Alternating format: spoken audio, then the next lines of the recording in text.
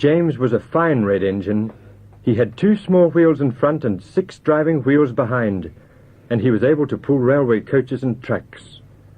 But coaches aren't easy to manage.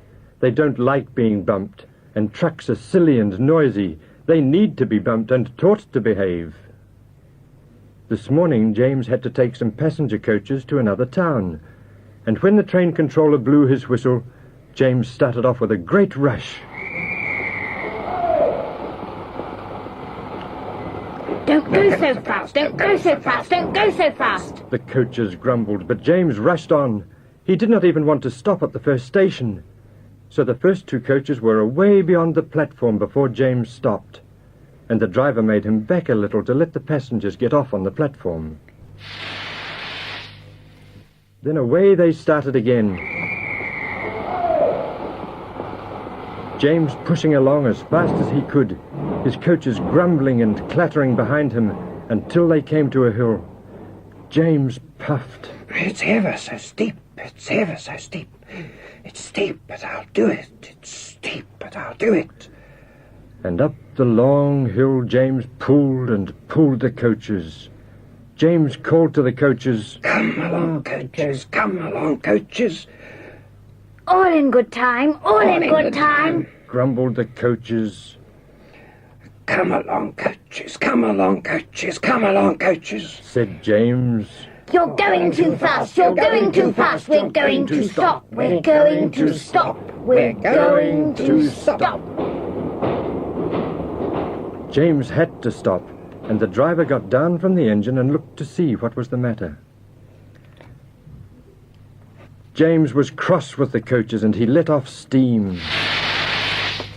And the passengers were cross with the driver, and the coaches were cross with James. The driver found a leak in the brake pipes, and when he had mended it, he got back onto the engine and said, "Come on, James. We'll get these coaches going again." James started off quite gently and didn't go too fast for the coaches this time, and he glided quietly and carefully into the station. The passengers all got off, and James took the coaches onto a siding and left them there. And he thought, "Oh, I'm glad to be rid of those grumbling things. Always want their own way." The driver called, "Come along, James. There's more work to be done. We've 20 trucks to move along the tracks. Here they are. Ready?"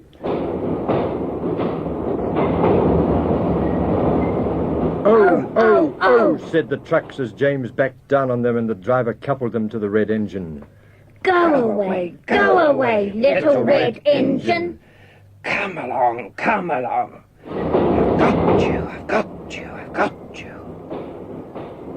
We won't. Screamed the trucks. But James pulled hard and the trucks pulled back as hard as they could. "I can and I will, I can and I will," said James, and slowly but surely he made those trucks move. Then at last they came to a hill ahead of them. "Look out for trouble, James," said the driver. "Those trucks don't like hills. We'll go fast and get those grumbling trucks up that slope before they know it." "I'll try to do it, I'll try to do it," puffed James, but it was hard work and the top of the hill seemed a long way off. "I think I can do it, I think I can do it," puffed James. You won't, you know, you won't, you know, you won't, you know, screamed the trucks. "I've nearly done it, I've nearly done it, I've nearly done it," panted James. You can't, you know, you can't, you know, you can't, you know. "I've done it, you know, I've done it, you know, I've done it, you know, hurrah!" But just then the driver shut off steam and said, "James, we've lost 10 trucks. The coupling must have snapped. Look, the last 10 trucks are running back down the hill. Come on, James." Carefully the driver backed James down the hill until they reached the runaway trucks. He managed to couple the 10 trucks back onto the others. James started up that hill again. As James struggled up the hill, he thought, "What silly these trucks are. I'll do it this time, I'll do it this time." The trucks didn't say anything. They thought they'd better behave. They didn't want to be left behind again. "We're coming to the top, we're coming to the top. We've got to the top, we've got to the top, we've got to the top, hurrah!" James puffed at the top, But quietly and quickly he glided down the slope, keeping those trucks under good control until he glided into the station and round onto the siding to leave the trucks for the night. The driver said, "You're a good little red engine, James. I'd never have managed those trucks without you. See you in the morning. Oh, I think we've got an express to take down south tomorrow. Night, James." Oh, an express. A real express to pull tomorrow. Oh, that is an important job to look forward to. A very important job for a little red engine. and with a tired but happy sigh, James settled down in his shed for the night.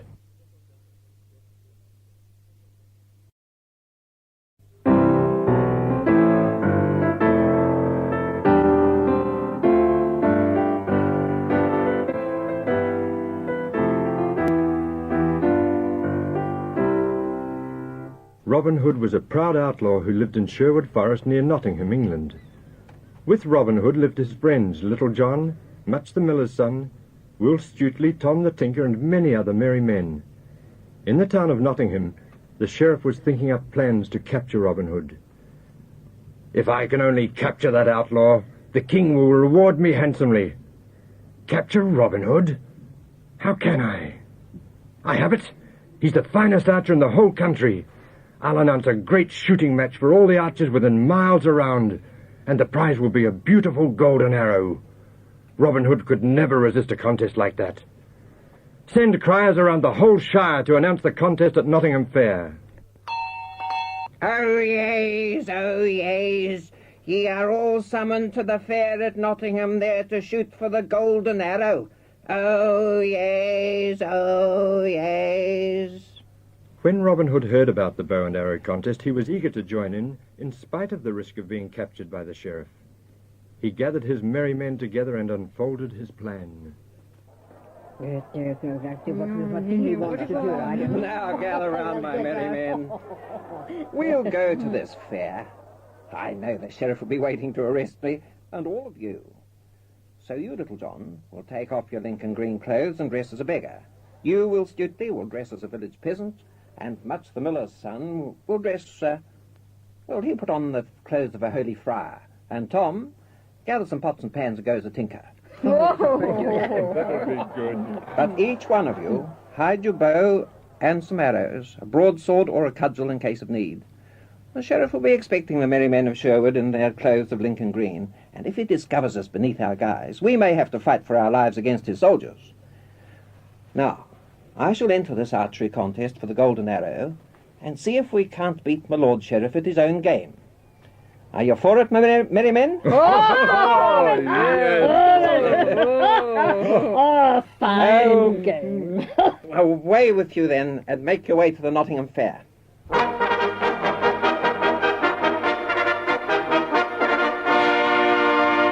Oh yes, make way for the Sheriff of Nottingham. Oh yes.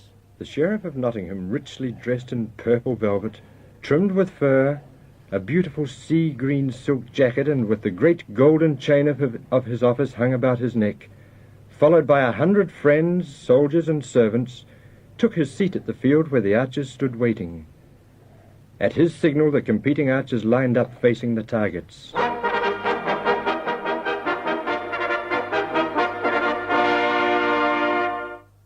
Let each man shoot one arrow. The 10 best of these will then shoot 2 arrows. From these 10 archers, the 3 finalists will compete for the prize of the golden arrow. While the arrows were being fitted to the bows, the sheriff carefully searched the face of each archer, looking for the outlaw Robin Hood. There were no men present in the Lincoln Green, and he laughed and said that Robin Hood and his men were too cowardly to come out of the forest. Certainly there were 2 or 3 men he had not seen before. That tall man in blue, for instance, and the ragged stranger in scarlet with a patch over one eye. Then the crowd at the fair became very silent as they waited for the 3 finalists to make their winning shots. First, Gilbert of the Red Cap shot. Ooh. That was very close to the target center. Then Adam of the Dell brought his arrow up, aimed, and to the delight of the crowd was even closer to the target. Surely no one could get closer than that. The stranger with the patch over one eye stepped up, took aim, and made the perfect shot.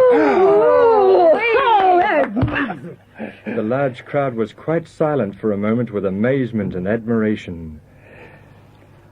Hurries! The tattered stranger has won!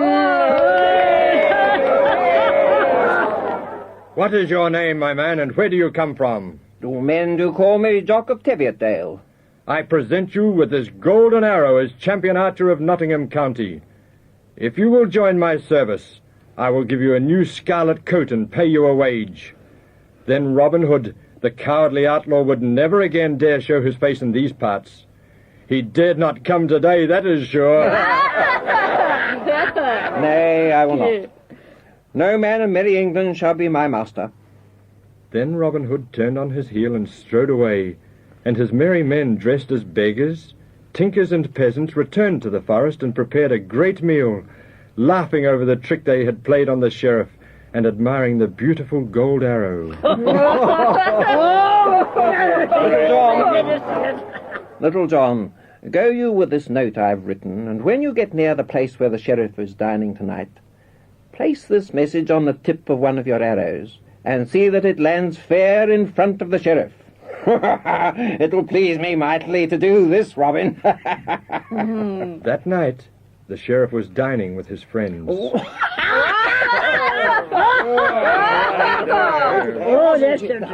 Eat up, my friends.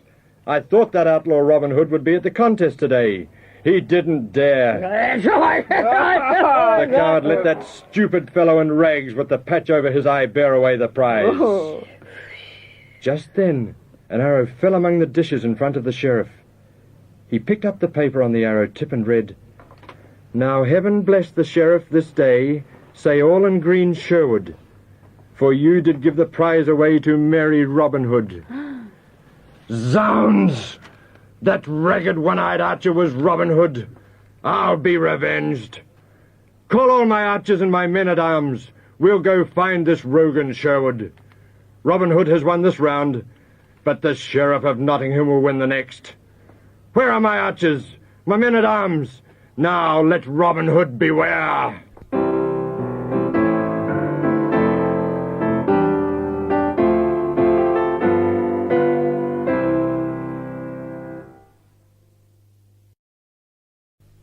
Jack and his mother were very poor indeed, and at last the day came when they had to sell the one cow they had left in order to buy bread. So Jack was sent to market to sell the cow and try to get a good price for it.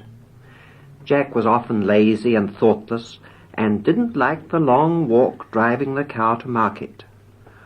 On the way, he met a butcher who looked at the cow and offered Jack a handful of strange-looking beans, purple, black, and red, in exchange for the cow. He said that the beans were worth a fortune. When Jack arrived home with a handful of beans and no money or food, his mother was very angry and threw the beans out into the garden. Both Jack and his mother had to go hungry and sad to bed. Next morning, when Jack awoke and went outside, he was amazed to find that the beans had taken root and the thick stalks had twisted together around each other so that they made a kind of ladder. Jack looked up and up and up, but the top of the plant was hidden high behind the clouds. I wonder where it ends. I'll climb up and see. So Jack climbed up and up and up and up until, right above the clouds, he came to the doorway of a great castle, and there stood a tall, tall giantess. What do you want, and where do you come from? Don't you know my husband is a giant, and he eats little boys? Oh, please, I'm so hungry. Could I have something to eat? Are you that lazy son of the widow in the cottage way down below? I suppose you came here to steal back the harp that talks and the hen that lays the golden eggs. The harp that talks? Yes, my husband took them from your father years and years ago, just before he died. He took some money, too. He won't let you have them back, you know. Remember, he's a giant, and you're only a boy. But you're strong, and I need someone to work for me. Come in, I'll give you breakfast. Yes, I'm very, very hungry. But when my husband, the giant, comes in, you must hide quickly. Get into the great oven. Quickly, here he comes. Into the oven, he'll never look there. The ground began to shake, and in came the biggest giant you could ever see. Wife, I smell meat. Fee, fi, fo, fum. I smell the blood of an Englishman. Be he alive or be he dead, I'll grind his bones to make my bread. Nonsense, husband. You can smell the sheep I killed to make this meat pie for your breakfast. Now eat it up, it's good. I put a sack full of onions in it as well as the sheep.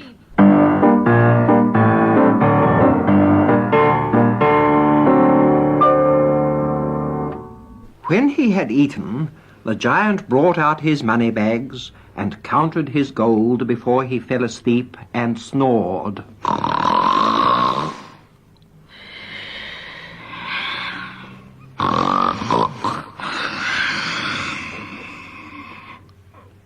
Jack crept out of the oven, seized the 2 bags of money, and ran to the top of the beanstalk.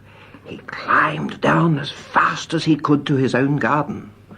His mother was overjoyed to see him and delighted to get the money back. Not long afterwards, Jack decided to climb the beanstalk again and see if he could find the hen that laid the golden eggs, which the giant had stolen from his father. But in case the giantess knew him, Jack dyed his hair brown and stained his face brown. But the giantess still remembered the other boy who had come to the castle and did not want to have anything to do with this boy. Just then, the house began to shake. My husband is coming. He'll eat you. You'd better hide in the cupboard. You can help me with the sweeping later on. Wife, I smell fresh meat. Fee, fi, fo, fum. I smell the blood of an Englishman. Be he alive or be he dead, I'll grind his bones to make my bread. There's nobody here. Eat your supper. After supper, the giant called for his wife to bring his magic hen, a beautiful hen with crimson and gold feathers. Lay me a golden egg. That's fine. Now I shall sleep.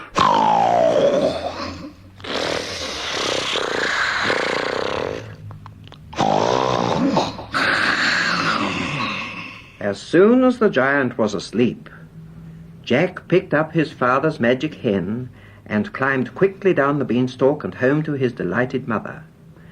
Now they could have a golden egg every day and never be hungry again. Mother, I must climb that beanstalk once more and get my father's harp that talks. Take care, Jack, my son. That giant is dangerous. Come, we will dye your hair red this time, so they will not recognize you.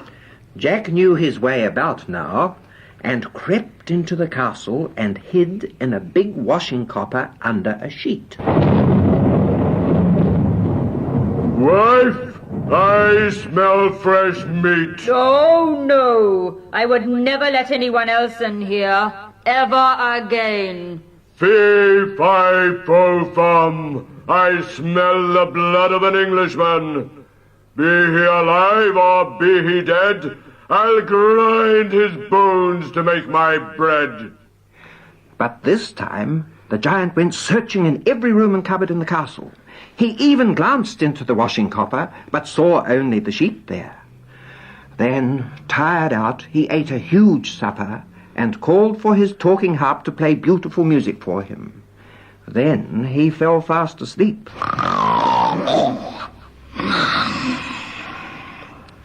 Jack crept out, seized the harp, and ran to the door. But the talking harp called out. Master, master! Gradually, the snoring giant wakened up, looked around, opened the door just in time to see Jack climbing down the beanstalk, and followed as fast as he was able to. But Jack reached the ground first. He ran to the shed for a big axe and chopped that beanstalk right through. Down fell that giant from high up on the beanstalk and made a deep, deep hole in the ground. And that was the end of the wicked giant. Jack and his mother lived happily together and were never hungry again.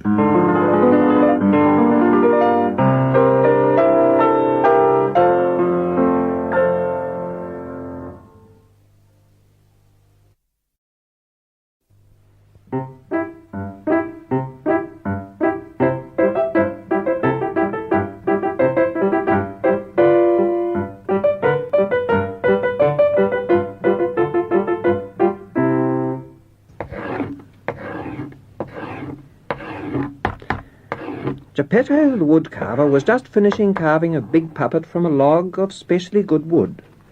While he was carving the nose, it kept growing longer and longer, even when he carved off the tip. Then he put some hair on the wooden head, and as he painted the eyes blue, it seemed to him that the eyes blinked and winked at him. That's very funny. I thought my puppet winked. Well, well. Now, what shall I call him? Pinto? Peppy? Pinocchio. That's it, Pinocchio. That's a good name. I like it. Pinocchio. Good gracious me. Was that you who spoke, my puppet? It was and it is. I'm Pinocchio. Well, you are a special puppet. I'll tell you what. I'll teach you to walk. Without strings. Oh, I feel a bit stiff and new, you know. But with practice. Well, come on, let's begin. So Geppetto taught Pinocchio to walk, and then he told Pinocchio that it would be good to go to school. But he had no money to buy him a spelling book. So while Pinocchio was practicing, Geppetto went out, sold his only jacket, and brought back a spelling book. Here's your spelling book for school, Pinocchio. Now off you go straight down the road to the end. Turn left, and there you are. Work hard. All right. Why are you shivering and where's your jacket? I believe you sold it to buy me a spelling book. Oh, off you go now. And if you work well, you may someday become a real boy instead of a puppet. Goodbye. Goodbye. Down the road near the corner, Pinocchio saw a puppet show and went inside. There he was loudly greeted by all the puppets dancing in the show for the audience. They were amazed that Pinocchio didn't need strings tied to his head and arms and legs to help him to move. And Pinocchio was very pleased with himself, and set to work to show the other puppets how to walk without using the strings. Their master, Mr. Fire Eater, was delighted with his clever puppets, and when he found out that Pinocchio had been carved by his old friend Geppetto, and that he was now a very poor man, he gave the puppet some gold coins to take home. Fire Eater told Pinocchio to hurry away to school, or he would grow to be a donkey, not a boy. Pinocchio waved goodbye to all the puppets and started off for school, jingling his gold coins. At the corner, he was stopped by a fox and a cat who had heard the jingling coins. They asked Pinocchio all kinds of questions, as they were determined to get those gold coins for themselves. Ah, Pinocchio, you're taking that money home to your father. Now, would you like to double it? We can show you how. Can't we, Cat? Double it? Oh, yes, but how? Come with us to the Field of the Miracles. There we'll bury it. Now water it with some magic water, and tomorrow morning you will dig it up twice as much gold coins. That's true, isn't it, Cat? So away they went to a field and buried the coins. Next morning, Pinocchio dug and dug, but there were no coins at all. And Fox and Cat were just nowhere to be seen. They had dug up the coins and run away with them hours before. Pinocchio sat down in the field of miracles and wept, but that didn't bring back the money or the wicked thieves, Fox and Cat. Then, just as he was trudging out of the field, he heard a voice, and he looked up and saw a large bird hovering around him. Why are you weeping, Puppet? And who are you? I've lost my money. I haven't been to school, and I don't know where my kind father is. Is your name Pinocchio? Yes, it is. Why? I was looking for you. I have a message. You had better go and rescue your father Geppetto. He went looking for you, and then he took a boat and rowed towards a small island to search. But a great storm came up, and we don't know whether Geppetto is drowned or swallowed up by a huge fish we saw swimming nearby. Oh, I'd do anything to help him. How can I get there? I could float on the water. I'm made of good wood. Better get on my back. You won't be too heavy for a while, and keep a sharp lookout for a boat or a huge fish. Pinocchio got astride the bird's back, and they searched and searched for days and days, with no luck at all. Then, as the bird was very tired, Pinocchio decided to swim and float around near an island for a while by himself. He had had a lot of time to think about how kind Geppetto and others had been to him, and how thoughtless he had been, and he promised himself that he would work for Geppetto and go to school, and maybe one day he might be good enough to become a real boy. While he was thinking sadly about Geppetto, he hadn't noticed that a huge old fish was right beside him, and in a twinkling the fish opened its great mouth and swallowed Pinocchio. Down he went into a dark, rather damp stomach. Oh dear, what a dreadful thing to let happen. I must get out and find Geppetto. Was that a noise? It sounded like a voice. Hello? Is someone here? Hello? Oh, it sounds like Geppetto. Hello, here I am, over here. Oh dear Geppetto. Now don't let us waste any time, but get out the next time this huge mouth is opened. No, Pinocchio. You go. You see, I can't swim. Oh, I can float.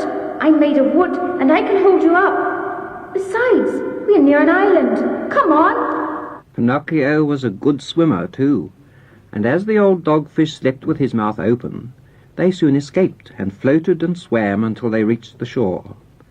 After resting and drying their clothes, Pinocchio went off to find some milk for poor Geppetto. At last he came to a shed where a farmer was milking cows, but the man made Pinocchio pump water for the farm in payment for the milk. And for months Pinocchio worked hard for food for them both, and after a time he saved enough to buy new clean jackets and shoes, and then they said goodbye to their friend the farmer, and made their way home to Geppetto's cottage. With the money he had earned, Pinocchio was able to go to school, and Geppetto bought more wood and made some beautiful carvings which he sold in the market. Pinocchio learned so much at school and helped so much at home that he became a real boy and not a wooden-headed puppet any longer.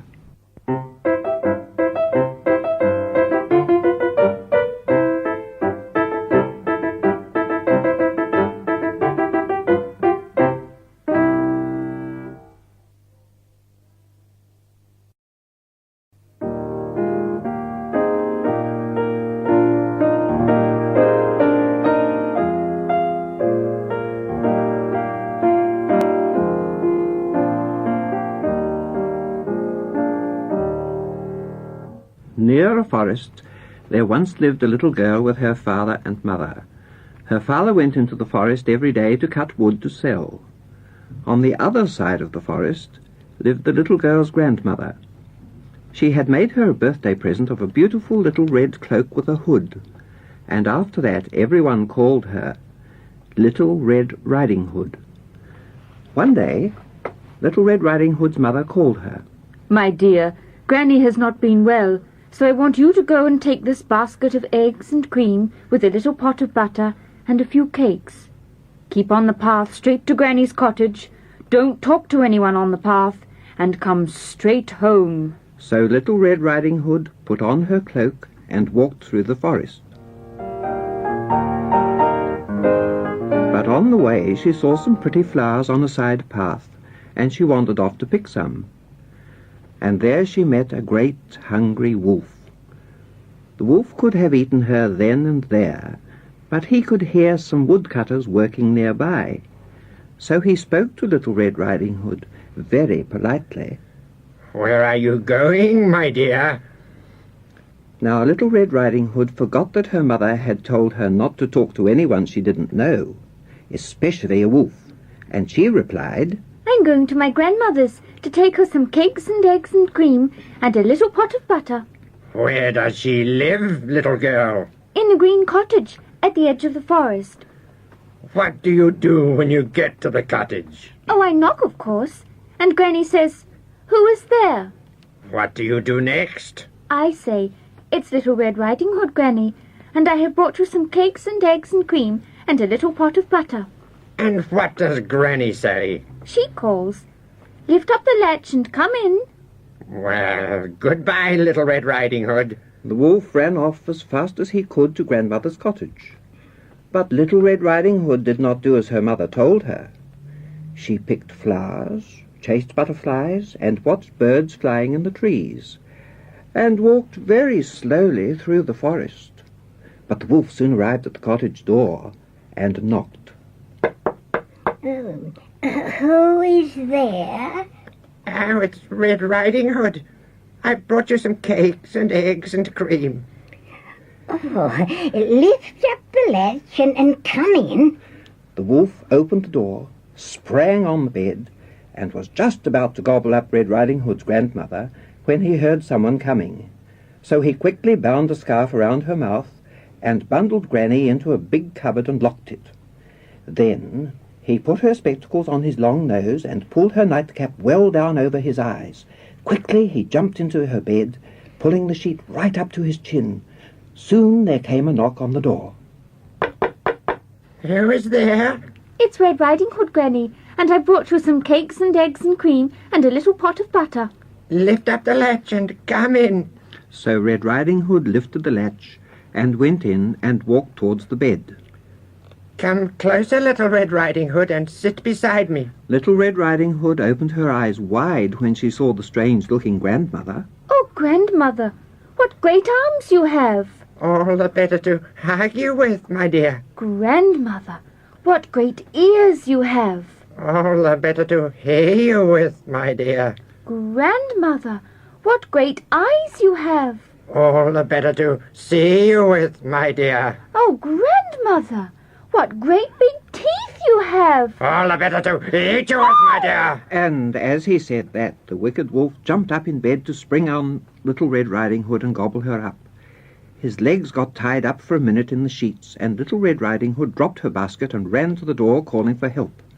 She just got to the door when the wolf sprang off the bed and reached the door too, ready to gobble her up. Just at that moment, Red Riding Hood's father, who knew she was taking a basket of food to her grandmother, thought he would see how Granny was too, and take Red Riding Hood home to lunch. He was horrified to see the wolf, still with Granny's spectacles and her nightcap on, just about to jump on top of Little Red Riding Hood and gobble her up. The father leapt forward and struck the wicked wolf one fierce blow with his woodsman's axe, and that was the end of that wicked wolf. "Oh, Father, I'm so glad to see you. I'll do as Mummy says and never talk to anyone I don't know ever again." Little Red Riding Hood, where is your grandmother? "I don't know, Father. I thought she was in bed there, but it was the wicked wolf instead. Oh, I was so frightened." We must find her at once. The wolf can't have... Oh, surely he can't have eaten your grandmother. What's that? "I think the sound came from over in that corner. Oh, hold my hand, Father, I'm frightened. It might be another wolf." No, someone's locked up in the cupboard. Wait, grandmother, are you all right? Here, Let me untie that scarf across your mouth and help you out. Oh, my dears. Oh, it was dreadful. It was dreadful.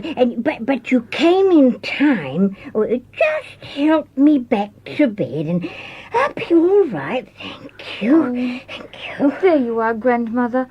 And here's the basket of cakes and eggs and cream and a little pot of butter. Now, Father, can we go back home to Mother, please?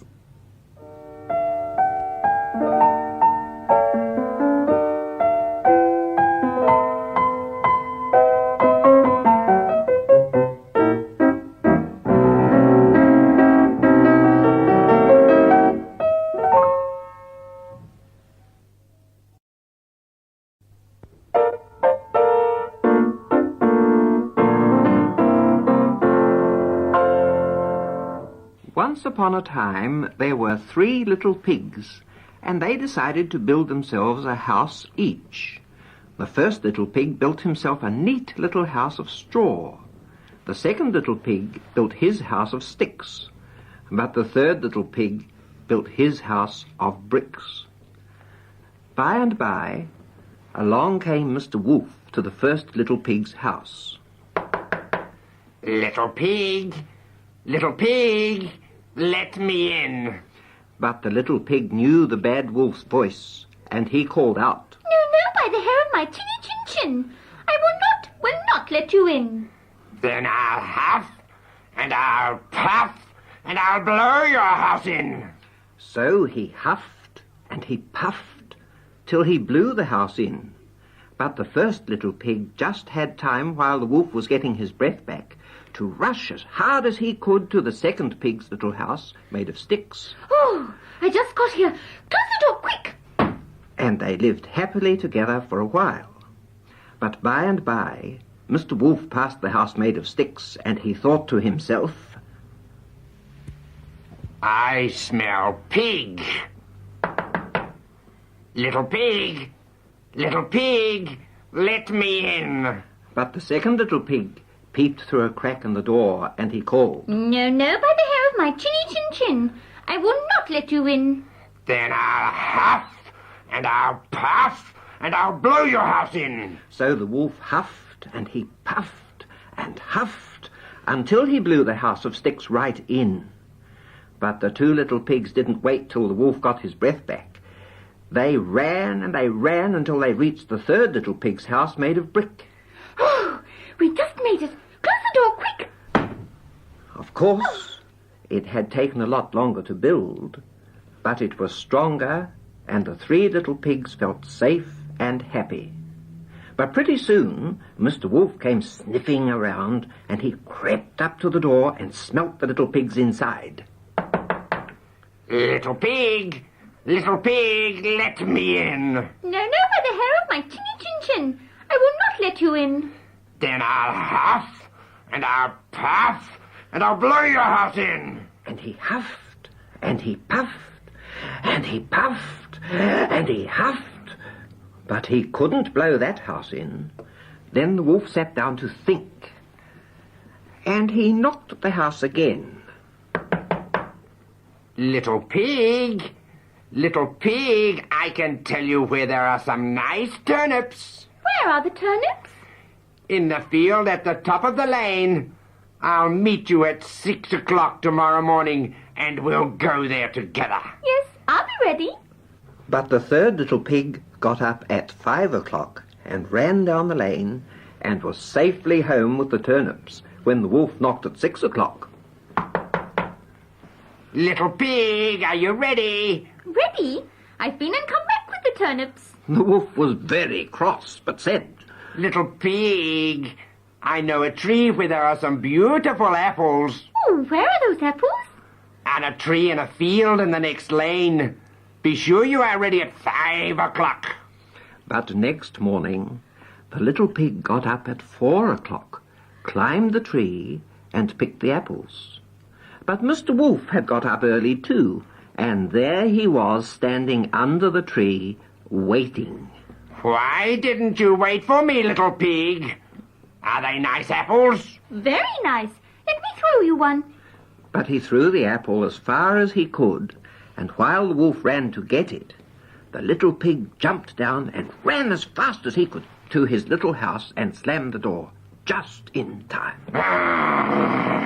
Next day, Mr. Wolf knocked and called out, Little pig, there is a fair in the village today. Will you come to it with me? Be ready at 3 o'clock. Oh, yes, I'll be ready. But the little pig went very early to the fair, bought a wooden barrel for a butter churn, and when he was nearly home, he saw the wolf. Oh, he was very frightened and jumped inside the butter churn. It tipped on its side and went rolling down the hill. This frightened Mr. Wolf, and he ran into the woods. But next day he was back at the little brick house. Little pig, let me in. Oh, no, by the hair of my tinny chin chin. Then I'll huff, and I'll puff, and I'll blow your house in. Then the wolf began quietly to climb up onto the roof. Very quietly, the 3 little pigs built up the fire, and soon a big pot of hot water was really boiling. They heard the wolf coming down the chimney after them. Come on, Wolf, come on. And the wolf got so cross and so excited that he came down far too quickly and fell plop into the pan of boiling water. And that was the end of the wicked wolf. And the 3 little pigs stayed together safely and happily in their dear little brick house.